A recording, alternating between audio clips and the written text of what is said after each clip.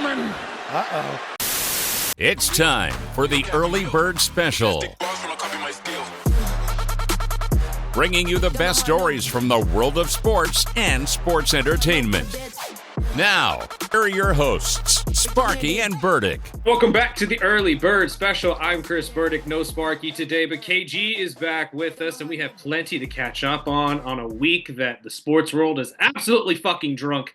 It is Super Bowl weekend, just about around the corner. Kimball, I know you were a football fan just as much as I. You are sporting your 49er jersey at the moment. Well, what are your early predictions? We've heard mine and Sparky's in the past week with plenty of comedians, but what do you got? Who are you taking, the Chiefs or the Eagles? Nobody. I think that's the general consensus right now in America. Nobody cares. Football is a work, just like professional wrestling. I'm just going to kick back and just watch everybody go stupid and lose money and, cynically laugh. Roman is from the sidelines. My team ain't in it, so I don't really give a fuck. But at the end of the day, the Chiefs is the new Patriots. And, prove me wrong, bro. I'm just saying. We'll hear about some deflate gate or something, or wait till the Chiefs have a behind the scenes and all this shit comes out years later. We're gonna be like, damn, Patrick Mahomes went through all that shit. The coach was fucking his moms and allegedly all kind of crazy stuff. It's just, whatever. Not Santa Claus. Yeah, Santa's not. Mama was kissing Santa Claus, I guess. Hey, man, something had to get put under that tree, bro. So you know what I mean? Mahomes. Yeah, man. God. So hey, good luck to everybody that's about to lose money and everybody that's about to win money, spending on some cool shit. So just don't spend it on the AEW pay-per-view. All right, oh Lord. I'm done. But constant shots at All-American Wrestling. Hey, I gotta shout out Sparky. He's not with us today. He is taking his marine biology scuba diving final off the Gulf of America, and he'll be back with us, I believe, next week once he gets back into the country. Shout out to Sparky, man, saving them endangered starfish. Appreciate you, bro. Gulf of America, man. Gulf of America, bro. We're already acknowledging. They already got a Walmart over there, bro. Like smack dab in the middle of the water. Like it's just a floating Walmart. It's insane the type of shit that's happening these days. 2025. Wow. Who'd have thought? The sports world and the world, I guess, are drunk at this point because nobody can figure out what the fuck is going on. Let's start real quick since I haven't gotten to talk to you since Royal Rumble, my friend. Yes. The world is ablaze with the winners who apparently are very polarizing. I obviously, last time we talked about the Royal Rumble, correctly predicted, again, that Jey Uso and Charlotte Flair would be the winners, and the special return of Alexa Bliss. The only difference was she wasn't the Fiend. I'm hoping we're building towards that, but we will see. Long-term storytelling, as it were. But the internet seems to not like the fact that Jey Uso and Charlotte Flair were our winners. We'll hear from both of them tonight once again on SmackDown. What are your thoughts, my friend? All right, I'm going to start off with Charlotte Flair. We seen that coming. That was predictable. A lot of people, I can justifiably see why they're like, come on, man.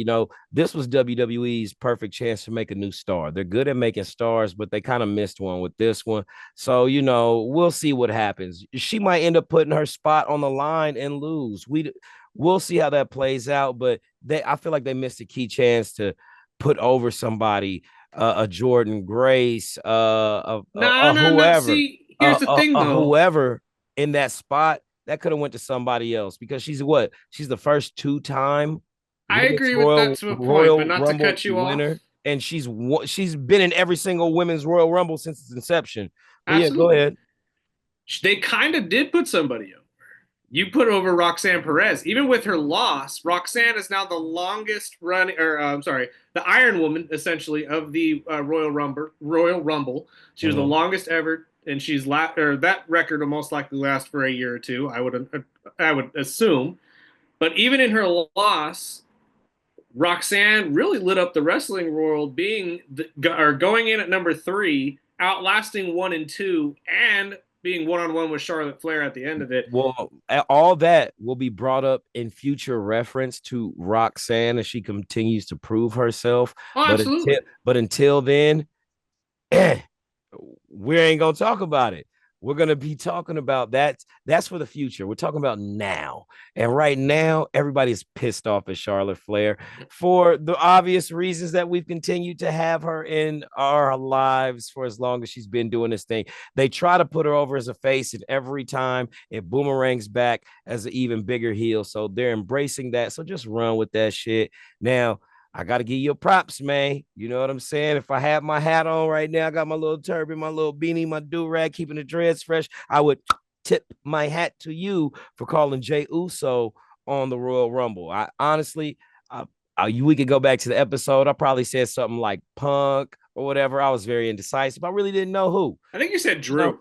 Maybe Drew, yeah, something like Drew. that. But Jey coming down to it with Cena being the last two, that was a great way to almost, I don't even think the Yeet hype train, the Yeetamania is at an apex yet, but it was a great way to acknowledge it, how the fans feel, because Triple H always had his ear to the fans. When Vince was like, nah, they didn't want to push Daniel Bryan, imagine how hard he had to work and pull strings behind the scenes to get that triple threat for him to go over twice in one night, beat Evolution, Batista, Randy Orton, and then go on to face the game and, bro, really get that pop, that yes, that everybody was trying to tell him, like, look, man, we're missing a lot of money on the table. One thing WWE is not going to do in this era is leave money on the table, so to speak.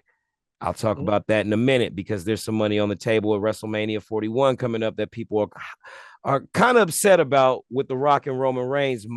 We might not see that match, but we'll talk about that later. But with Jey Uso is a perfect opportunity to capitalize on a superstar who's your number one seller in merch, who is getting all kind of like modifications and updates to his download skin on 2025, WWE 2K 2025. Kids love him. Ladies want to be with him. Dudes want to be him. Shit's crazy right now for Jey Uso, man. It's well deserved, man. 15 years in the game.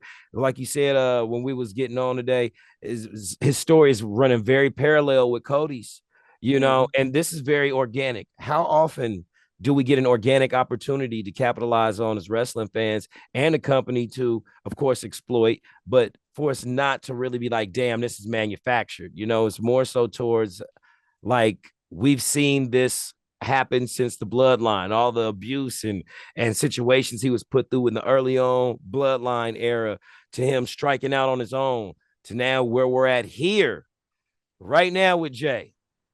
This is great. Honestly, this is real dope as a fan to see. I didn't foresee him winning it, but now that we're here, trusting the process, and I like what I see, building him up against Gunther is gonna be great. Come on, we seen this when he called it after the last match. He said, I know I can beat him. And he even busted out a new move in the Royal Rumble. That reverse spike, like Frankenstein or Hurricane Rana, like it was like it was just bam. I said, whoa, we never seen that from Jey before. If we have, it hasn't been in a long time. So I think he hears what people are saying. This, that, his moves are the same and all that other shit. Hey, man, let the boy cook. He let the boy cook. So he cooking. We're gonna see how this looks. WrestleMania time. We're on the road to it. And hopefully, like I said with Charlotte, he doesn't get put into a spot where he loses his main event or title shot opportunity, because WWE can do that with anybody. Remember Otis won that Money in the Bank? They snatched that bitch right off him. Like, yeah, that's all we're gonna give you right now. So, needless to say, anything can happen. I totally agree with you, but at this point right now with the Jey Uso story, and that's kind of what we were talking about. It looks like they're going to follow through. It does, and that's kind of what we saw on Monday with his very emotional promo, in which Gunther came out and tried to, put a fork in that, but it didn't work out at all, I think. But that's kind of what made me confused when the internet really turned on Jey Uso after the win at the Royal Rumble. They did not want Jey to win. I know everybody wanted CM Punk to win. I think that's more of an isolated fan group in the IWC, the Internet Wrestling community. That's very possible. Very fickle, because to the hundreds of thousands, right? Hundreds of thousands that disliked, there are millions and millions of diehards all around the world, not just in the US, around the world now, that are yeet with the shit, bro. So, Oh no, and absolutely. and not just isolating something to the US fan base or consumption. These are international sales now. This Right. is international viewership now. So there's a lot more people that like it than those that don't. And if you don't, go fuck yourself. I mean, at this point, In Jay's the words of entire Rikishi, career. in the words of Rikishi. Okay. If we're gonna quote him, there's many other situations that he Yeah, had said man. before that Yeah, too. hey, Rikishi, he go hard for his kids, man. And Yes, he does. I can Yes, he respect does. that because earlier on we was like, hey man, pipe down, bro. You gonna ruin this shit for your boy. You know, and all the storylines, yo, trying to break up a happy home. Fuck this, fuck that. I'm like, hey, bro, chill. But It was you know, all it was it was great. all beneficial for It was him in the yes, it building was. of his I'm career. I'm pretty sure he was very very emotional with that. You know, we seen the footage of Michael Cole talking to Jay Uso about how they didn't tell his dad that he Mm-hmm. was going to win, and then when he seen him, he just started crying. You know, it was a great thing, man. But to continue, let's go ahead and move on. No, and I'm just like the entire idea of Jey Uso winning at the WrestleMania makes a lot of sense to me. I think that it just builds that well, and there's not a lot of people that can really face Gunther in that stuff one on one. As I said in the episode before this, I just don't know exactly if they're going to pull the rug from underneath this as they did with Cody the first time through. Because let's not forget, Cody didn't win the first time; he had to come back the entire a whole another year to win again. So there's always that possibility. And Triple H loves to pull the wool over our eyes and build his heels as high as he possibly can to make the heroes look even better when they finally do overcome those mountains. So we will see what we will see. I still am on the train that we'll see Charlotte and Tiffany. I think that we're going to get that announcement tonight. Charlotte has gone to every show to essentially survey the competition in the women's division, which is stacked in every show. But I do believe the Tiffany Stratton and Charlotte Flair match is coming because I think Charlotte going against Tiffany, no matter which way it goes, whether Charlotte gets her championship back or Tiffany somehow wins and holds on to it, you could potentially boost Tiffany Stratton again, as she did with Rhea Ripley, and put her over and make Tiffany even bigger, along with Tiffy time even bigger. This worries me though. This worries me. I don't mean to interrupt, No, you're good. but unless Charlotte Flair is putting somebody over, this whole Royal Rumble win was pointless. Fucking pointless. No, that's my point. All right, well, Like she's you gone. She's have to gone. build her Like real shit, man. Like, come on. because Like Tiffy could have had a different competitor. She could have ran it right, back with Nia. Like we could have done a million other things besides pair her up against Charlotte Flair. Because, hey, if she chooses Rhea, we're getting a rematch of WrestleMania. Cool. exactly. This is a different Rhea Ripley. And It's a no honestly, lose situation, really, yeah, when you and look at and it with Charlotte. honestly, she needs to put Rhea over. Charlotte, either no matter who she chooses, needs to put somebody over because if she fucks around and wins another fucking title, they're gonna riot. I don't know if they'll riot. I They're think gonna riot. people love Not to hate her. not literally, but in the sense of online displeasure. Fair. It's gonna be Dominic Mysterio levels of heat. Yeah, no, but that's kind of the thing. That's what you saw on Monday on Raw. She already has that level of heat. When she's Yeah. starting to talk, she's starting to get the boos just like Dominic. Now, Doms are way louder and on purpose, obviously. But That's my Charlotte still boy. gets that. That's why I was honestly shocked at Royal Rumble that she didn't get booed when she came out. It made no sense to me, but it is what it is. I personally knew this was going to happen just because storyline. This was going to work out the best way, in my opinion, for the WWE. And Elimination Chamber coming up is just getting more and more heat with every match that's getting qualified. CM Punk qualified on Monday.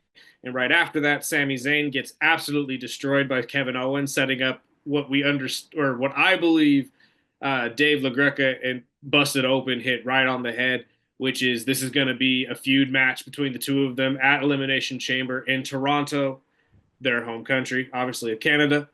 which is going to be one of the better side matches of the entire pay-per-view, in my entire opinion. And we might actually even get the return of Randy Orton to either save one or the other. God knows which one it's going to be, because we could also get a massive turn from Sami Zayn, because I don't think this Sami Zayn carrying cross thing is far from being over either. However, since we're already on the conversation of Elimination Chamber, I have to ask you this question, my friend, because I had couple concerns with this, or I should say concerns, but questions when this happened when I was watching the post PLE press conference. Now, I want to prefix this that John Cena is my GOAT, 1000% of wrestling. I grew up as a John Cena fan. I will die a John Cena fan. I'm a massive John Cena fan in movies as well. The Marine, I enjoy it. I don't care what people say. John Cena is my GOAT. Everybody can have their Ric Flairs or whoever, your Bret Harts. I know John's not the best wrestler per se, but trying he's to get the Invisible John Cena action figure that just dropped on absolutely. I It seen looks that. sick. I It seen looks that, dope as fuck. bro. But Man, and you can actually see it, but you can't. God. But the question I want to pose to you: Cena comes out in the press conferences and essentially says, "I'm in Elimination Chamber. I don't have to qualify. I don't need to qualify. I am the GOAT. I get to do what I want." This is probably the first time we've ever seen John Cena throw his fucking weight around ever. Yeah, Usually the he's first the time we one ever that'll. seen it. It's the first time we ever seen it. It's not like we ain't heard about it. But No, it's honestly, true. I like this this sense of slight desperation from John Cena. Right. The Absolutely. seriousness that he's displaying in that pay-per-view. I mean, in that press conference after the pay-per-view was like, look, I'm Big Match John, motherfucker. And yeah, shit didn't work out the way I wanted it to tonight, but this is my last year. And I'm not going out like how I've been going out on top. So let's just say, even within this year, he does get that last world title. He's putting somebody over, because John is the type of dude that'll put somebody over. Fuck all the shit that happened with Alex Riley, Nexus, and anybody else. John Cena is still that guy. And I got faith in that guy. I mean, again, And he did not pay me to say that. no, nobody has paid us to say this. I agree that I think Cena deserves the spot, but at the same time, it's kind of weird that they would just give it to him. Now, I understand that Cena is shooting a movie, and obviously it has no time to come and do a Raw or a SmackDown to potentially qualify for one of these, or Which for a this lot of match. people are highly upset about that. We were Now, promised John Cena, and we're just yes, getting small increments. I think towards the end of the year, when we're gonna schedule get more frees up, when all, yeah. yeah. Once these movies are done, he'll absolutely You jump know, into this. John, But hey, John's almost 50 years old. yes, He might be 50. You know, Hollywood age, they always age you down a little bit, but he's in great shape. Um, you know, he's looking like Uncle John now. a little bit. He's looking like Uncle John, you know. So I appreciate what we're seeing right now. And I do too. Because a lot of But guys that's, go too long, and I think he knows that, yeah, and because he still wants to go out with the Superman that we seen growing up with, that whole image of, you know, hustle, loyalty, respect, man. Now I miss the Doctor of Thugonomics, but you know, John Cena has become a household name. For Jesus Christ's sake, he's got a McDonald's commercial. You know, come on, when it comes to like representation and everything, and in that aspect of where he came from as a wrestler, that's like long overdue, the though. Let's be prototype, honest. he never in his life thought I would be on a McDonald's commercial pitching chicken nuggets to No, America. I thought he would at the height of his career. Like when he was We haven't highly seen, marketable to kids. I don't think Absolutely. we've seen the heights yet. I think he's still on the apex in his film Oh career. no, absolutely. I'm sorry. I meant more the height of his wrestling career when he For was sure. Yeah, absolutely like yeah, the WWE's face and was yeah, on everything kids yeah. wanted and all that type of shit. Oh, he was that. He was the closest thing to Hulk Hogan Yeah. that Oh, that we've we've ever seen. seen. You know That's what I why mean? I make Yeah, it. That's why I always put him as my goat, because he is yeah, probably the closest thing to Hulk Hogan that we've ever seen in our yeah. generational lifetime. But the Mhm. other question that I pose here, Bleacher Report has reported, quote unquote, that the rumors are that Cena is the favorite to win at Elimination Chamber and move on to WrestleMania to potentially take on the latter or the other of champions, which we assume would be Cody Rhodes, Okay. headed into WrestleMania. Fuck that shit. But if it happens, I wouldn't be I don't surprised. think it will. I don't see that working at all Mm, because unless we are planning the Cody heel turn, but mm, when has there ever been a face match like that in the WrestleMania? And I know you could technically count, I guess, Rock and Cena would be one, yeah. but this isn't on the same level. And even then, Cena had to be turned as kind of a heel figure during those matches with Rock, or vice versa. So Okay. somebody has to be the heel in that matchup, but I don't see that being a thing. Now, what I see being a thing is, as you said, we've seen the desperation in John Cena's words after this match. But say John loses at Elimination Chamber, and in fact, maybe one of the first ones eliminated.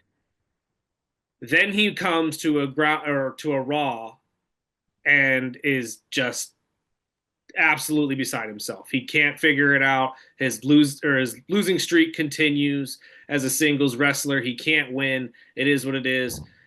And then out comes Braun Breaker, and we finally get the absolute banger of a match that would be John Cena for the Intercontinental title. However, John still has to work his way towards that, taking on guys like Ludwig and Penta and et cetera, et cetera. So we may get a couple mid-tier Mm. matches bringing him back into the fold to potentially get that world title at the end of his career. Because remember, WrestleMania is not his last wrestling match. That's just his last WrestleMania. We Yeah. get John until the end of 2025, which means there's plenty of time for him to get that final It world title. sounds good. It sounds good. But let's just say the potential rumor of Cody Rhodes and John Cena at WrestleMania happens. Let's fast forward, right? Let's get there. You can't have a face versus a face. And I think honestly, people would boo Cody Rhodes if he had to face John Cena. And that's when we get our Cody heel turn.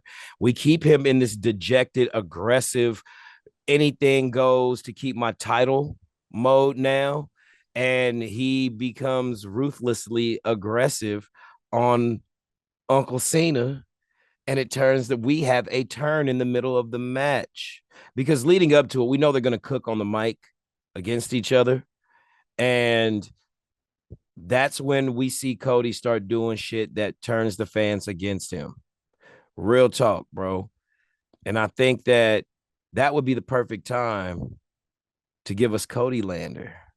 And who's the only person that could knock Cody down off of his tirade he's on by the time we come back around to a SummerSlam or another WrestleMania? Roman fucking Reigns. I mean, absolutely, but you've already In said it between that, you can throw in the yourself. CM Punks and all that other shit and the Seth Rollins, and they can fight over the other world title.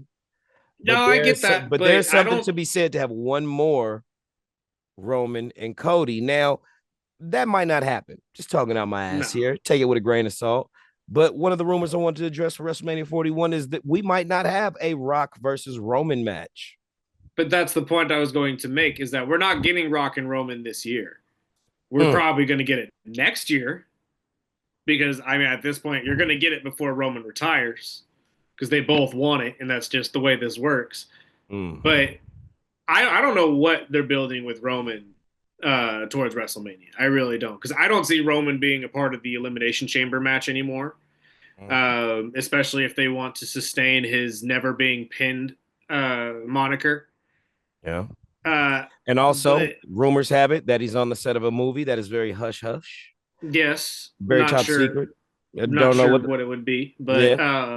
I we hope it's will something to do with obviously Marvel see. or DC. That'd be cool. That Give, would be cool. give him the big check. Let's get the I big don't. check. He's got to work his way there, though. He's got to work his way there. Obviously, we are seeing more and more of Seth Rollins and CM Punk not being done with their Yeah. feud as well.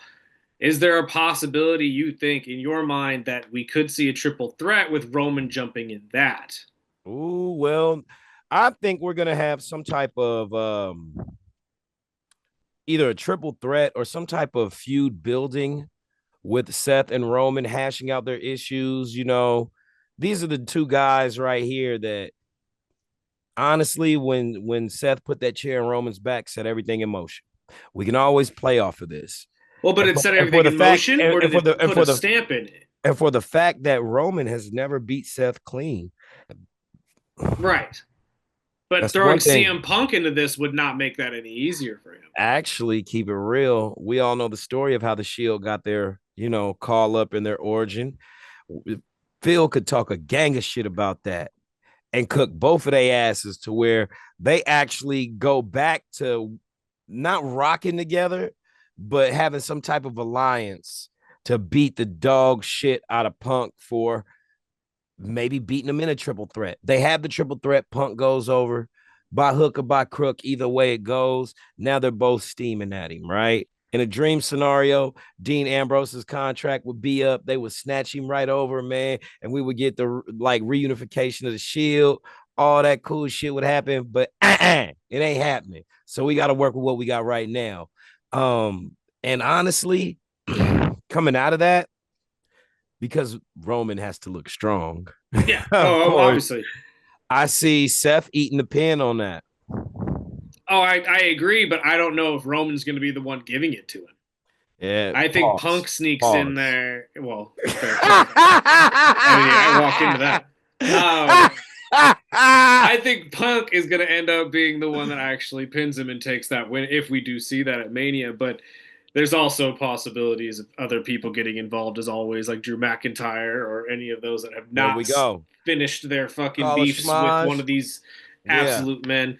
Because, I mean, Solo Sikoa is still out there. We never know what's going to happen with him. Jacob Fatu, we'll see what happens in that corner. Speaking of Solo Sikoa, this new segment we're going to break right now is what happened to this wrestler. Let's get the little milk carton out. Let's put his face on it. Where is Solo Sikoa? If anybody wants to answer that shit, go down in the comments for me right now. We appreciate it. Back to our regularly scheduled program. Yeah. I like to believe this is just the break that he earned and deserves. He's been going hard, bro. Because when he comes back and has to confront or is confronted by Jacob, just Jacob, and he's like, "Where you been?" Again, you see what me and Tonga over here doing? Hell, I've been holding it down. Hell, you ran off and left us. Hell, I'm the real tribal chief. I'm the real street king. Hey, whatever he gonna say. Yada I mean, my boy Jacob Fatu is not to be fucked with. And we are finally seeing what we've watched in every other independent circuit that he's been in and excelled at. And boy, once he picked up that mic, it's been a wrap. It's been a fucking wrap. Build him, feud him, put a strap on him. That's money. Breaker's got a couple that were had a couple stare downs during that Rumble that I was sitting there looking at, and I was like, "Oh God, here we go." When are we getting this? Well, they're on different brands for now. Well, because that could always change. Drew McIntyre just signed with SmackDown this morning, so Jacob could always move to Raw. Honestly, I think the better move is to move Jacob and Tama to Raw. I think that makes the most sense. I think honestly that would work really, really nice. Or hear me out. They could shake shit up and drop everything going on right now with the IC title and the US title and swap champions. Basically, Shinsuke goes to Raw, Breaker goes to SmackDown, and now these motherfuckers are on a destined path to collide at some point. I need Breaker to stay on Raw. Breaker is a staple on Raw, and I don't think he's going anywhere. That is true. SmackDown has a loaded roster, man. Because that's the other reason. Because again, future booking here for myself and fantasy booking before we get out of here. When Jay does win the chip, because we know he's going to win the chip, who do you think is going to be his first and biggest challenge when he holds it? It's going to be Braun. Gotta be. The man who ripped the IC title off of him and has been arguably his biggest singles. I'd say that's Gunther at this point now. Gunther and Braun Breaker have been his biggest singles rivals, I guess, in the past year since moving on from the Drew McIntyre bullshit. Yeah. So it only makes sense to me that you keep Breaker there, and then Breaker gets a chance at his first major championship because we know that's coming around the corner as well. But Yeah. at this point, I mean, again, that's just me being Nostradamus and hopefully pulling off yet another prediction. But we will see as we go forward. I fucking hate you. Dog, I'm going to milk the shit You called that. Now, Yeah, you called that. Charlotte Flair thing wasn't exactly a stretch. I get that. But Jey Uso was a fucking stretch, and I'm taking that to the goddamn bank. Now, and Alexa Bliss was also a stretch, and I'm taking that to the goddamn bank, which we're seeing her back tonight on SmackDown as well. So check out for that as her first singles or competitive match since her injury against Candice LeRae in a Elimination Chamber qualifier, which I hope she wins, because I'm really hoping that they build her a little bit more like she used to be. The stare down between her and Bayley was really interesting, and I'm very curious to see, are we getting a heel Alexa or are we getting a face? Because it's two vastly different wrestlers. We might get both. We might get the split personality Alexa. She got the little crazy ass doll. I'd love it. Which also, do you notice the doll got some work done? The doll looked all fucking proper and nice. Even had some Ozempic work. I was very surprised. She God damn. But at this point right now, that's where we sit. Like we said, Friday Night SmackDown here in a couple hours. Check that out. We'll be releasing a couple more episodes here in the next couple of weeks, so check those out as well. Like, subscribe as always. Thank you guys for listening. Kimball, as always, my friend, thank you for your time. And we will see all of you guys in the next video, and hopefully we will have some more predictions for you then as well. So peace out. Yeah, that I mean.